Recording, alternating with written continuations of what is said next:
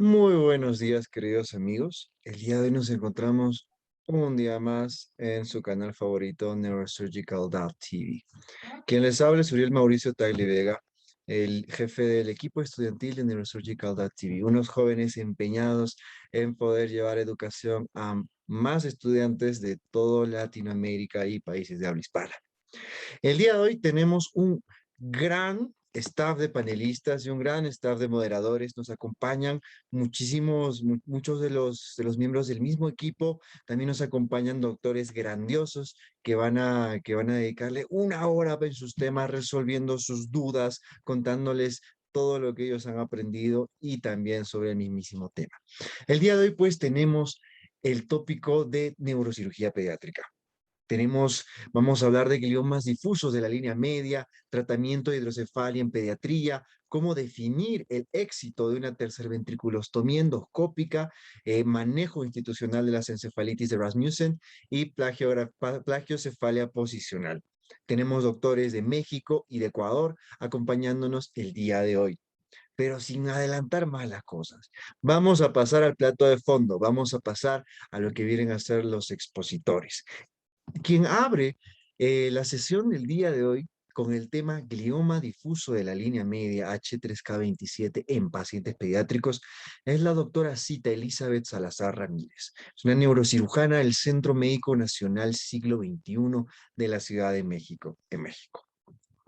Doctora Cita, es un placer poder contar con su presencia el día de hoy, poder escucharla y sin más que agregar, la palestra es suya, el micro y la pantalla puede usarse el momento en que usted guste. Muchísimas gracias. Al contrario, muchas gracias por la invitación.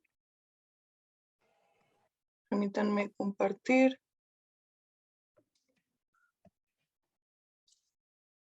No sé si alcanzan a ver mi pantalla. Sí, Sí, doctora, sí. pero todavía no se alcanza a ver. Listo, ya estamos. Perfecto. Ok, perfecto. Entonces, el tema del día de hoy que decidí venir a platicar con ustedes es el glioma difuso de la línea media, específicamente los que son H3K27M alterados dentro de la población de pediatría.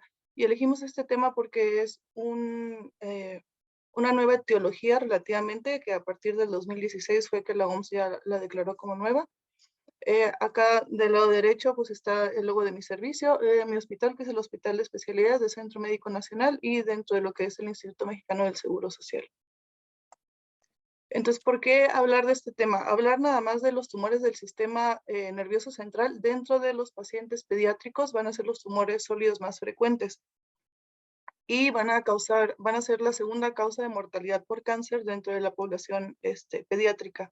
De estos, hasta la mitad de ellos van a ser gliomas, y lo importante en pediatría es que la gran mayoría van a ser predominantemente de bajo grado, lo cual nos va a dar un muy buen pronóstico y una progresión de la enfermedad muy rara para los pacientes. Cuando estos se localizan en lo que son los hemisferios o infratentoriales, usualmente van a tener una buena circunscripción, lo cual va a permitir que la cirugía se pueda realizar una resección completa y le va a dar una buena evolución a los pacientes. Prácticamente se consideran curados de sus tumores. En cuanto a los tumores de la línea media, desde antes de que se identificara esta como una nueva etiología, ya se definían como de muy difícil resección, no nada más por su localización, sino por lo infiltrativo hacia las estructuras adyacentes, y les confería un peor pronóstico a los pacientes. Entonces, la definición que nos da la última clasificación de la OMS del 2016 va a ser un subtipo de glioma infiltrante, difuso, forzosamente localizado en la línea media, y predominantemente va a tener una diferenciación astrocítica. La mutación que lo va a definir va a ser el K27M en cualquiera de estos tres genes, el H3F3A, el HIST1H3B, el HIST2H3C, que nos van a dar lo que es la histona 3, por eso se le llama H3K27M. Y como les decía, por primera vez fue reconocido como entidad en la clasificación del 2016 de la OMS, dándole un grado alto, un grado 4. Entonces, lo que vamos a tener va a ser una sustitución de lo que es la lisina, que va a estar representada por la K, por metionina, que va a ser la M, en el codón 27, y esto nos da el K27M, y lo que les decía es que todos estos genes van a ser en la variante histona 3, por eso el H3. Esto nos va a dar una alteración en las modificaciones posttransduccionales, lo que es la metilación y la acetilación, y nos va a alterar la expresión de los oncogenes y genes supresores de los tumores. Si nos recordamos a la bioquímica, cómo está organizado todo nuestro genoma, las histonas van a ser estas que, dependiendo de su acetilación y su metilación, van a ser el DNA accesible o inaccesible, y al alterar la histona, va a alterar lo que es la expresión de los oncogenes o de los genes supresores de tumores. También se ha visto que va a disminuir lo que es la trimetilación, y esto va a impedir lo que es la represión de áreas del genoma.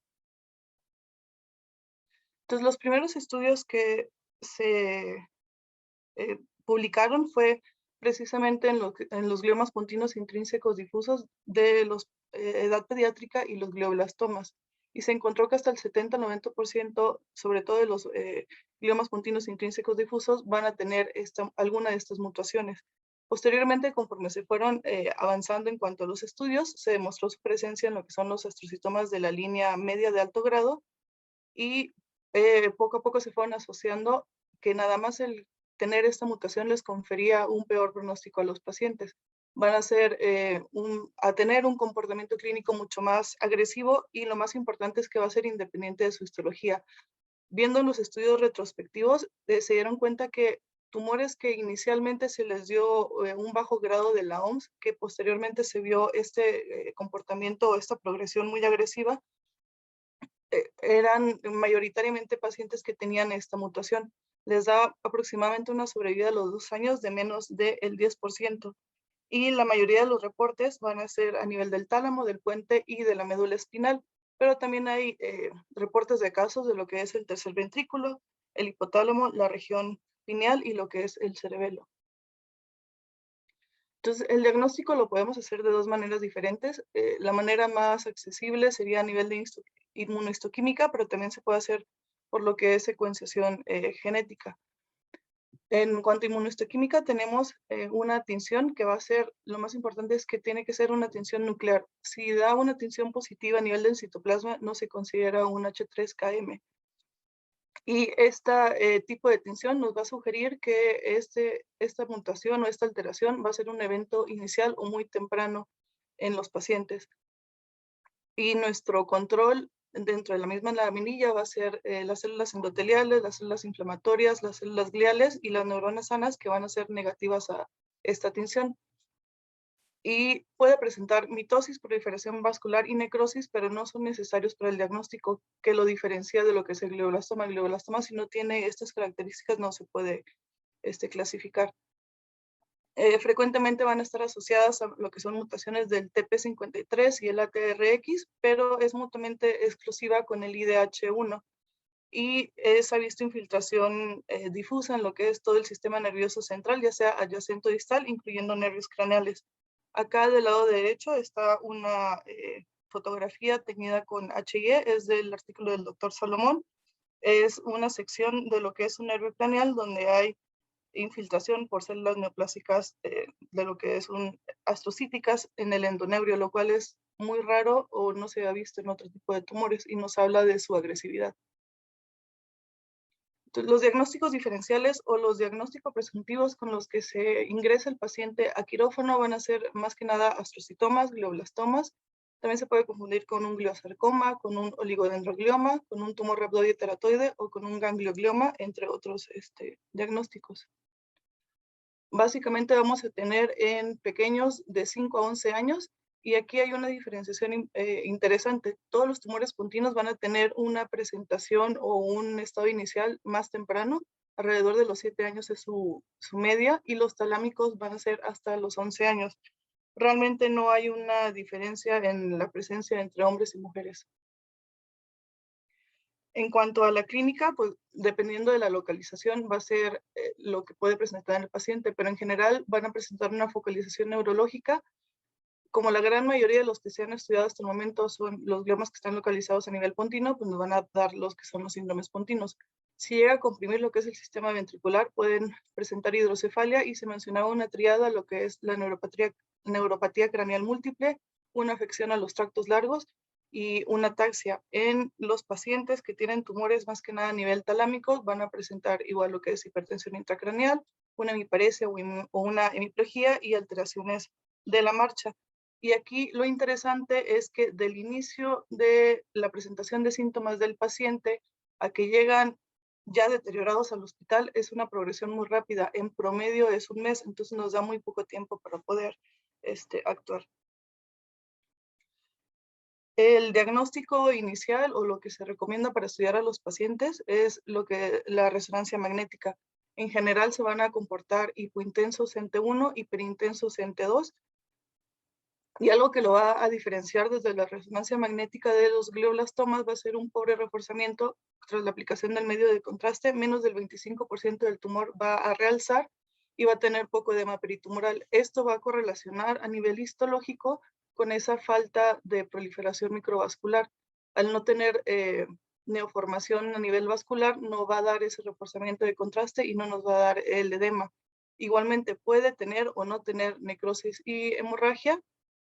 Y de nuevo, como al principio se estudiaron solamente los tumores pontinos, estos se clasifican o se distinguen como una lesión a nivel de puente muy grande, que llama mucho la atención, de tipo expansiva, puede ser simétrica o mayoritariamente asimétrica y va a ocupar hasta más de 2/3 partes de lo que es el puente.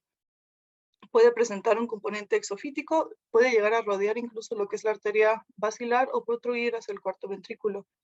Y frecuentemente metanea una infiltración hacia lo que son los pedúnculos cerebelosos, los hemisferios cerebrales, el mesencéfalo y el bulbo.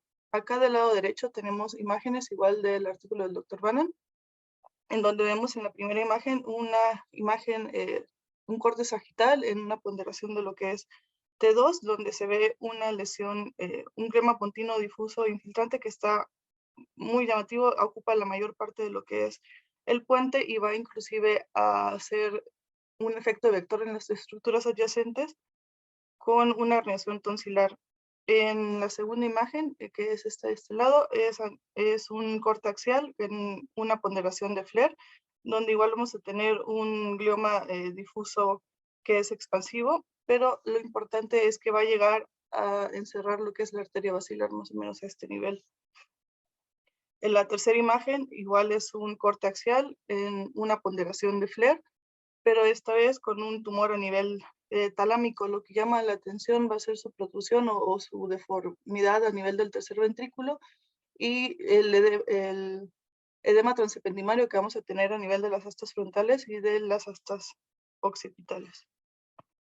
La cuarta imagen, que es la que tenemos hacia abajo del lado derecho, igual tenemos un glioma talámico del lado izquierdo, donde a pesar de ser una secuencia T1 contrastada, podemos ver que tiene muy poco reforzamiento, que es característico de estos pacientes y que nos va a ayudar a diferenciarlos de lo que son los glioblastomas. Entonces, metástasis de estos tumores van a tener hasta el 40% de los casos una diseminación leptomeningia y puede llegar más que nada a tener una invasión difusa del tallo. El 25% puede inclusive llegar a involucrar lo que es la columna cervical superior y hay metástasis inclusive distales a lo que es el lóbulo frontal y occipital que se han reportado casos. En cuanto ya a la patología, los hallazgos al macroscópico, vamos a tener lo más importante, la infiltración difusa de lo que es el parénquima con una distorsión de la anatomía. Va a tener un crecimiento fusiforme simétrico o asimétrico, en este caso a nivel del puente, y puede tener áreas de necrosis o hemorragia que se van a notar con una descoloración y un reblandecimiento focal. Esta imagen es directamente del reporte de la OMS del 2016, donde vemos una sección sagital de un tumor que post-mortem se diagnosticó como H3K27M, donde se ve una lesión expansiva a nivel del puente con áreas de hemorragia y estas descoloraciones amarillentas que van a ser sugestivas de necrosis. A nivel microscópico, de nuevo vamos a tener infiltración a lo que es la sustancia blanca y la sustancia gris. Usualmente van a ser células pequeñas, monomórficas, pero pueden llegar a ser también grandes y pleomórficas. La gran mayoría van a tener una morfología astrocítica, aunque también se han reportado como oligodendrogliales. Y lo que les mencionaba, hasta el 10% pueden tener una histología benigna, sin mitosis, ni proliferación vascular, ni necrosis, pero con solo la mutación ya les confiere un grado alto. Van a tener, bueno, el inmunofenotipo que viene acá de este lado, y del lado derecho tenemos lo que es una tinción con hematocilina y oxina de una biopsia donde se ve una alta celularidad infiltrativa de un astrocitoma con muy pocas figuras mitóticas. Pero al momento de hacer la inmunohistoquímica con el H3K27M, vemos que tiene una positividad muy particular a nivel de los núcleos de las células tumorales únicamente. Entonces, la célula originaria no se ha llegado a identificar hasta el momento. Se ha propuesto una población de células percursoras a nivel del puente ventral que van a expresar lo que es el nestin y el OLIC2, pero realmente no se ha podido llegar a confirmar hasta el momento por ser esta una nueva entidad. Entonces, haciendo estudios retrospectivos, se dieron cuenta que hasta el 80% de los gliomas de alto grado a nivel del puente van a tener esta mutación, hasta el 50% igual de los gliomas de alto grado pero a nivel del tálamo, y hasta el 60% de los gliomas de alto grado a nivel de la médula espinal van a llegar a presentar esta alteración. Y poco a poco se ha llegado a una correlación con estos dos síndromes que les confiere una susceptibilidad genética, lo que es el síndrome de Li-Fraumeni y la neurofibromatosis tipo 1. Algunos pacientes han llegado a presentar tumores de la línea media, pero no son todavía característicos de ninguno de estos dos síndromes. En cuanto al pronóstico, ya les mencionaba, el contar con la pura mutación va a tener un peor pronóstico comparado con el wild type. Les va a dar una sobrevida menor al 10% a los 2 años, con una media de sobrevida solamente de 9 a 15 meses. Aquí es importante mencionar, específicamente en cuanto a los tumores pontinos, se ha visto que tengan o no tengan la mutación, igual tiene un mal pronóstico el paciente. Pero en cuanto a los gliomas talámicos, ahí sí hay una gran diferencia. Los pacientes wild type no tienen tan peor pronóstico como aquellos que sí tienen la mutación. Actualmente lo único que le podemos ofrecer o que se recomienda para los pacientes es una radioterapia local fraccionada. Se recomienda de 54 a 60 grays, un periodo de 6 semanas. Se puede optar por una hiperfraccionada, que son mayores dosis, en un periodo más corto, aproximadamente 3 semanas. Le va a dar una supervivencia general similar, con un agravante menor pues, para los pacientes y la familia. Pero aquí la importancia de localizar estas mutaciones es el futuro, lo que le vamos a poder llegar a ofrecer eventualmente a nuestros pacientes. Hasta ahorita tenemos estas 3 fármacos que están todavía en estudios, todavía no están en estudios clínicos. El ONC201 es un compuesto de la imipridona que va a inducir lo que es la transcripción del gen trail, que va a ser independiente del P53. Y han visto que la mutación H3K27M va a sensibilizar a las células a este fármaco, lo cual le va a dar propiedades antiproliferativas con alta selectividad nada más para las células malignas. Igual ya a nivel de las histonas como tal tenemos estos dos componentes, el JMJD3 y el panovinostat. Los dos van a actuar directamente a nivel de las histonas. Entonces, a un futuro esperamos y la mutación o el detectar esta alteración nos puede ayudar a tratar a los pacientes. Ya a continuación les presento 2 casos que hemos tenido en el servicio de pediatría del hospital. El primer caso es un paciente femenino de 11 años de edad que empezó tan solo 2 semanas previas a su ingreso con lo que es una tosis palpebral izquierda y diplopía. 5 días después, es decir, una semana previa a su ingreso, presentó parálisis facial izquierda, una marcha atáxica. Fue con un médico particular quien sugirió la realización de una tomografía. Se refiere en el expediente una lesión en puente cerebral con invasión al cuarto ventrículo y fue así que llegó a nuestro servicio. Estas son las imágenes de resonancia que se le hicieron a la paciente al llegar. Son cortes axiales, sagitales y coronales a nivel, en una ponderación, lo que es T1 contrastada, donde llama pues la atención la presencia del tumor, que como les decía, no tiene un reforzamiento ávido como el que estaríamos esperando para un glioblastoma. Acá igual, cortes axiales, coronales y sagitales en una ponderación T2, donde nos ayuda a ver lo heterogéneo de la lesión, aunque pareciera circunscrita. Entonces, a su ingreso se refiere en la nota que se constató una paresia del sexto y el séptimo nervio craneal izquierdos. Se decidió realizar o colocar una derivación ventriculoperitoneal y al día siguiente realizar ya una craneotomía y una resección.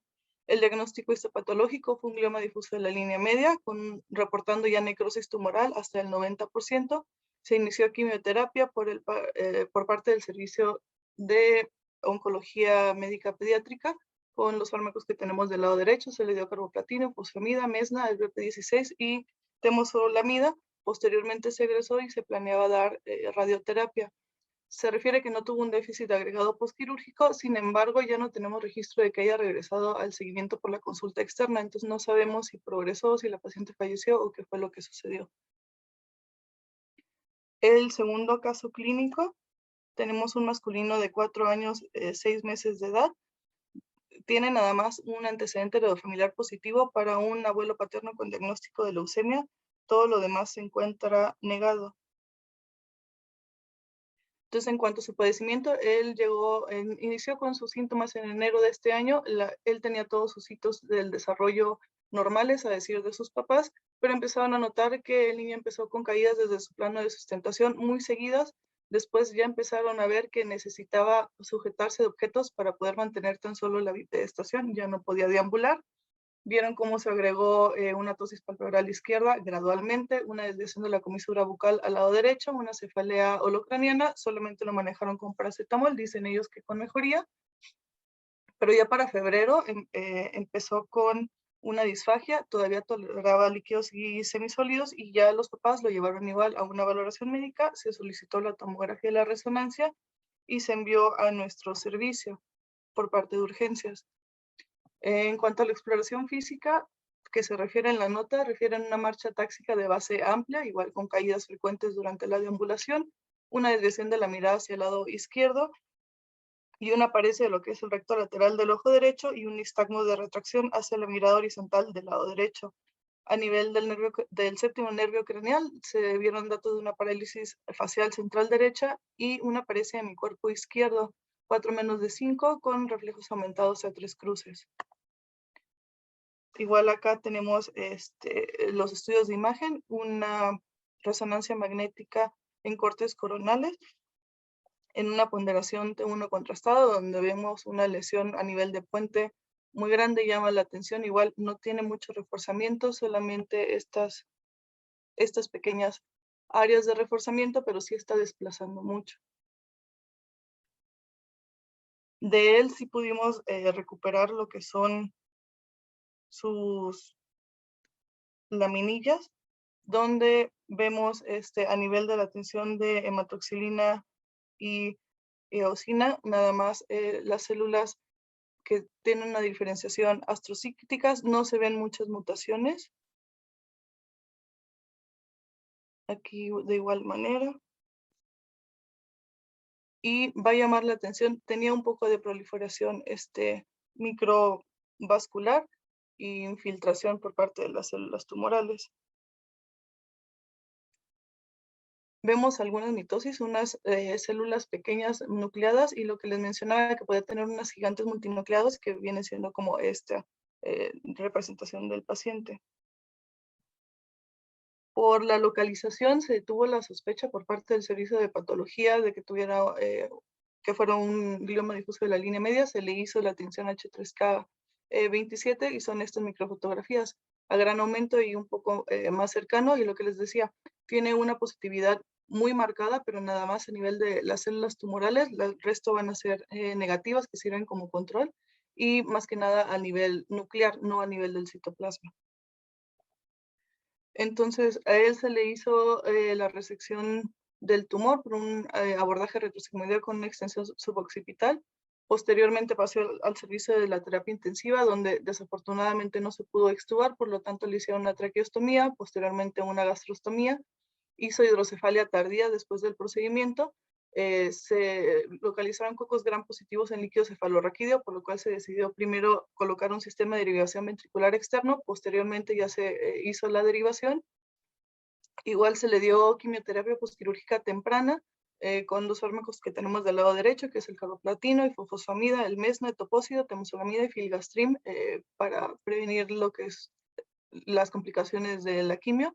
Está todavía pendiente de radioterapia, pero él todavía lo tenemos en seguimiento. Su última cita fue en agosto. Recién el niño sigue pues con la traqueos, con la gastrostomía, pero no ha tenido una progresión de la enfermedad. Desgraciadamente no tengo la última resonancia del paciente, pero se refiere en la nota que no había un crecimiento o una reincidencia que se hubiera localizado al momento y está pendiente de iniciar radioterapia el mes siguiente.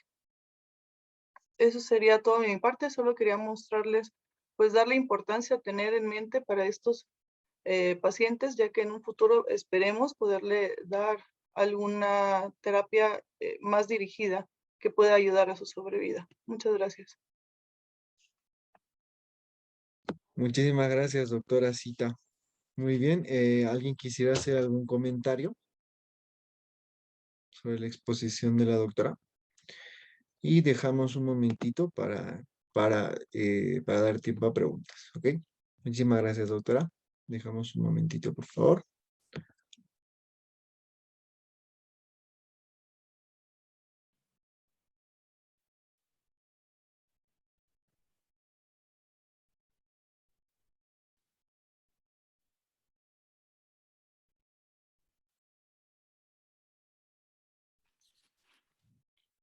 Uriel, ¿está allá? Sí, doctor, estamos dejando un momentito para hacer las Oh, preguntas. ok, ok. Ok, creo que en YouTube nos están preguntando una cosa. Mm, Vamos a verlo. Muy bien, entonces, doctora, Luna Zúñiga nos pregunta, nos dice, ¿no? Excelente ponencia. ¿Cuál es el comportamiento de las metástasis en este tipo de tumores? Muchas gracias. Bueno, en general van a tener lo que es infiltración primeramente cercana. En las autopsias es que se ha visto las lejanas, pero independientemente de la metástasis, van a tener un muy mal pronóstico los pacientes. Les digo, una sobrevida de 2 años, menos del 10%. Entonces, aún y que se localice o se identifique a los pacientes por alguna razón de manera temprana, con y sin metástasis, tienen un mal pronóstico. Perfecto, muchísimas gracias. ¿Hay alguna otra pregunta?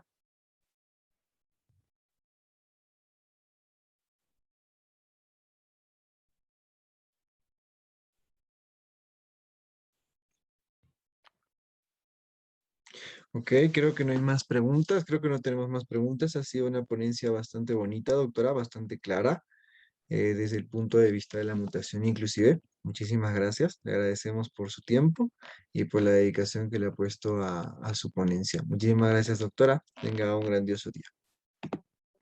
Al contrario, muchas gracias, igualmente. Muchísimas gracias.